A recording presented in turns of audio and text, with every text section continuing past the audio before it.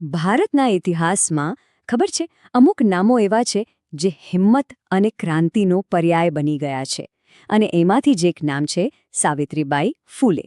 એમની વાત માત્ર એક જીવનની કહાણી નથી પણ દમન સામે એક અદમ્ય ઈચ્છાશક્તિના વિજયની ગાથા છે. આ ખાલી શબ્દો નથી, આ સાવિત્રીબાઈ ફૂલેની રોજે રોજની હકીકત હતી. જરા વિચારો તો કે કોઈ વ્યક્તિ ફક્ત જ્ઞાન વહેંચવાના સારા કામ માટે ઘરેથી નીકળે અને રોજ એમના પર આવું અપમાન અને હુમલો થાય. આ કોઈ એક બે દિવસની વાત નહોતી, આ તો જાણે એમની ક્રૂર દિનચર્યાનો એક ભાગ બની ગયું હતું. તો સવાલ એ થાય છે કે આ મહિલા કોણ હતી અને એમનામાં એવી કઈ તાકાત હતી કે આટલા અત્યાચાર પછી પણ એ પોતાના ધ્યેય પરથી ડગ્યા નહીં? આ સવાલનો જવાબ એમની જ વાર્તામાં છુપાયેલો છે, જે એક અસાધારણ મિશન પરથી પડદો ઉઠાવે છે. એમની પર આ જે હુમલા થતા હતા ને, એનું કારણ એ સમયના સમાજમાં બહુ ઊંડે સુધી ફેલાયેલું હતું. ચાલો જરા ઊંડાણમાં જઈએ અને સમજીએ કે એવું તો શું હતું કે એક સ્ત્રીનું ભણાવવું એ આટલો મોટો ગુનો ગણાતો હતો. પણ સાચો કહું તો એમનો સંકલ્પ આ પથ્થરો કરતાં પણ વધુ મજબૂત હતો. ગમે તેટલા અપમાન થાય, ગમે તેટલા હુમલાઓ થાય, એ શાળાના દરવાજામાં પગ મૂકતાની સાથે જ બધું ભૂલી જતા. ત્યાં એ માત્ર એક શિક્ષિકા હતા જે પોતાની વિદ્યાર્થીનીઓ સાથે હસતા રમતા અને જ્ઞાનની દુનિયામાં ખોવાઈ જતા. તો આટલી બધી હિંમત આવી ક્યાંથી?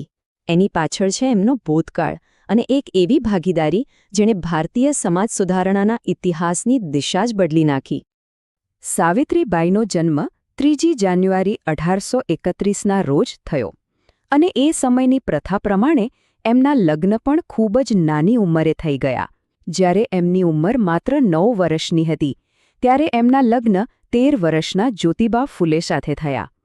એ સમયે આ એક સામાન્ય વાત હતી, પણ આ સંબંધ ખરેખર અસામાન્ય બનવાનો હતો.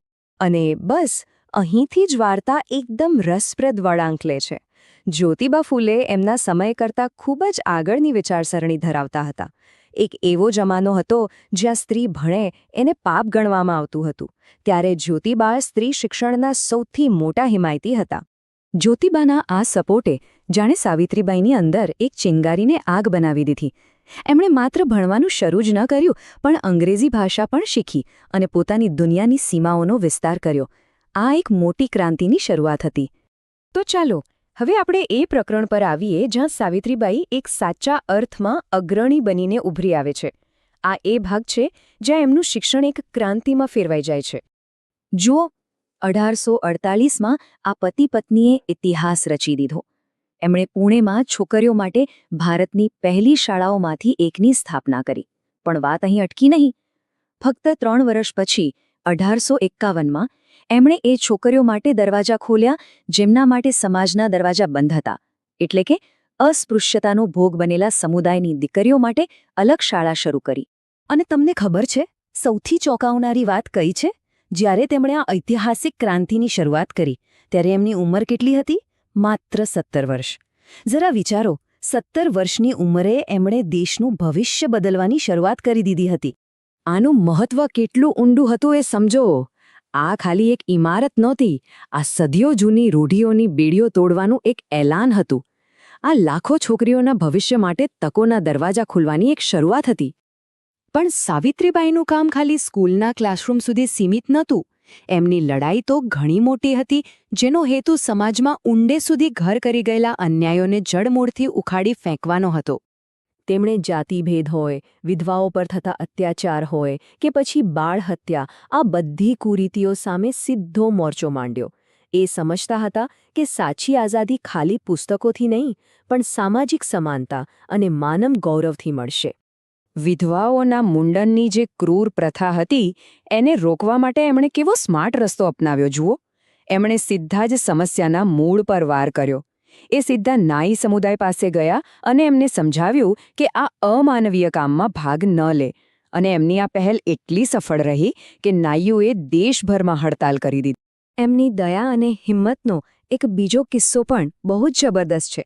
જ્યારે એમણે જોયું કે અસ્પૃશ્યતાના કારણે કેટલીક સ્ત્રીઓને કૂવામાંથી પાણી નથી ભરવા દેવાતું, ત્યારે એમણે તરત જ પોતાના ઘરનો કૂવો બધા માટે ખુલ્લો મૂકી દીધો અને જાહેરાત કરી કે પાણી પર કોઈ એક જાતિનો અધિકાર નથી. અને આ કામ કેક વ્યક્તિગત સ્તરે નહોતું. તેમણે આખા સંસ્થાનો ઊભા કર્યા. જ્યોતિબા સાથે મળીને તેમણે મહિલા સેવા મંડળ અને બાલ હત્યા પ્રતિબંધક ગૃહ જેવી સંસ્થાઓ બનાવી, જે નિરાધાર વિધવાઓ અને અનાથ બાળકો માટે આશાનું કિરણ બની. એમની સૌથી ક્રાંતિકારી સંસ્થાઓમાંની એક હતી સત્યશોધક સમાજ. આનું કામ શું હતું? બહુ સીધું અને સટ. શોષિત અને દબાયેલા લોકોને એમના માનવ અધિકારો માટે જગાડવાના અને એમને શોષણમાંથી મુક્ત કરવાના. આ સમાનતા અને ન્યાય માટેનું એક પ્લેટફોર્મ હતું. સાવિત્રીબાઈનું આખું જીવન જ સેવા હતું અને એમણે પોતાના છેલ્લા શ્વાસ સુધી એ ધર્મ નિભાવ્યો. ચાલો એમના જીવનના અંતિમ પડાવ પર અને એમના અમર વારસા પર એક નજર કરીએ.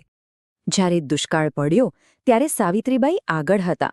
તેમણે પીડિતો માટે ભોજનની વ્યવસ્થા કરી. જ્યારે પ્લેગ ફેલાયો ત્યારે પણ સાવિત્રીબાઈ આગળ હતા. તેમણે થાક્યા વગર દર્દીઓની સેવા કરી. પણ ક્યારેક નિસ્વાર્થ સેવા પણ કિંમત માગે છે. લોકોની સેવા કરતાં કરતાં જ તેઓ પોતે આ રોગનો શિકાર બન્યા અને 1897માં એમનું અવસાન થયું. જે સિદ્ધાંતો માટે તેઓ જીવ્યા એ જ સિદ્ધાંતો માટે એમને પોતાનું જીવન આપી દીધું. એમનો વારસો ખાલી એમના કામમાં જ નથી, એ એક શક્તિશાળી કવયિત્રી પણ હતા. એમના શબ્દોમાં પણ એ જ ક્રાંતિની આગ હતી. એમના 2 કાવ્ય સંગ્રહો કાવ્ય ફૂલે અને સુબોધ રત્નાકર આજે પણ આપણને બધાને પ્રેરણા આપે છે. એકદમ સાદી ભાષામાં કહું તો જો કોઈને ભારતમાં સ્ત્રી શિક્ષણ અને સામાજિક સુધારણાનો ઇતિહાસ સમજવો હોય તો સાવિત્રીબાઈ ફૂલેને સમજ્યા વગર એ શક્ય જ નથી. એ માત્ર એક સુધારક નહોતા, એ તો આખી ચળવળનો પાયો હતા. એમનું જીવન આપણને બતાવે છે કે હિંમત, કરુણા અને દ્રઢ નિશ્ચય હોય તો મોટામાં મોટા અવરોધો પણ પાર કરી શકાય છે. અને એમની કહાણી આજે પણ આપણને એક સવાલ પૂછે છે: એક વ્યક્તિનો નિસ્વાર્થ પ્રયાસ સમાજમાં કેટલી મોટી ક્રાંતિ લાવી શકે છે?